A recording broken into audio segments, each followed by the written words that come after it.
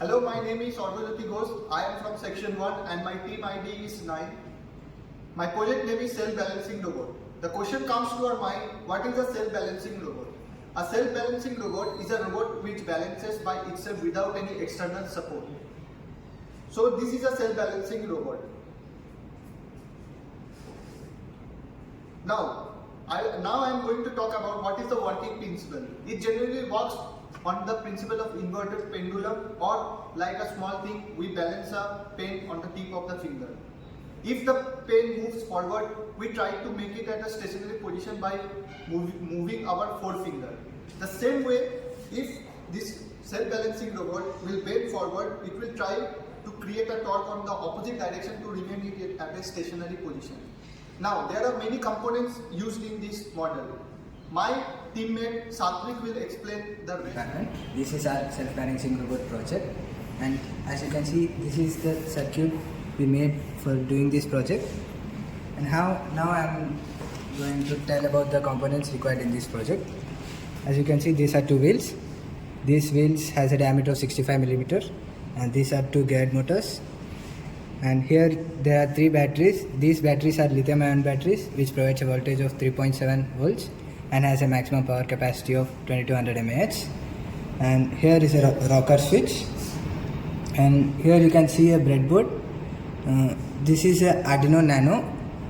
This Arduino Nano is a microcontroller with a processor ATmega320, and this microcontroller will take the readings from the sensors and send output data to the motor driver module. This is a L298N motor driver module. This regulates voltage which should be given to the motor so that the self-balancing robot may not fall. And this is a gyroscope.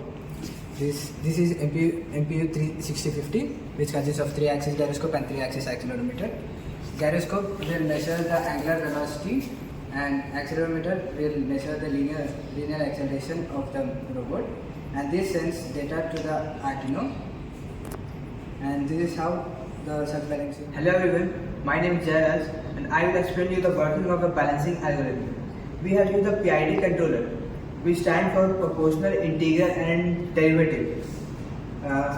For example, if this is the set point which is of zero error, if the robot move by some angle, the error increases. The proportional will send the output which is proportional to the error value, and the integral will calculate the sum of all the errors so that and send the signal so that the sum of all the values is zero, and the derivative will calculate the rate of change of error and send the signal such that if the angular velocity of the robot is high, the motor will move with higher velocity, and if it's slow, it will move with lower velocity.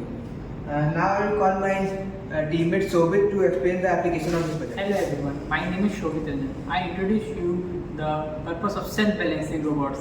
There are many purposes of self-balancing robot, but here we introduce mainly three importance of it.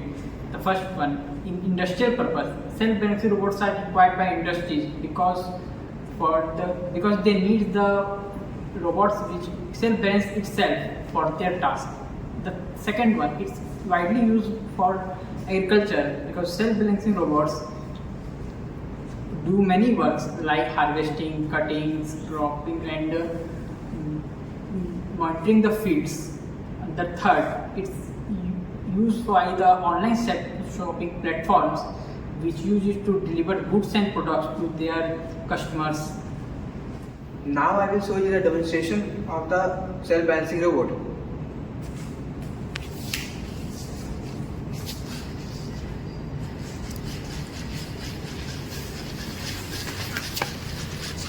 As you can see, if the robot is falling in one direction, the wheels move such that it counteracts the falling motion, and the center of mass come to the axle of the wheel.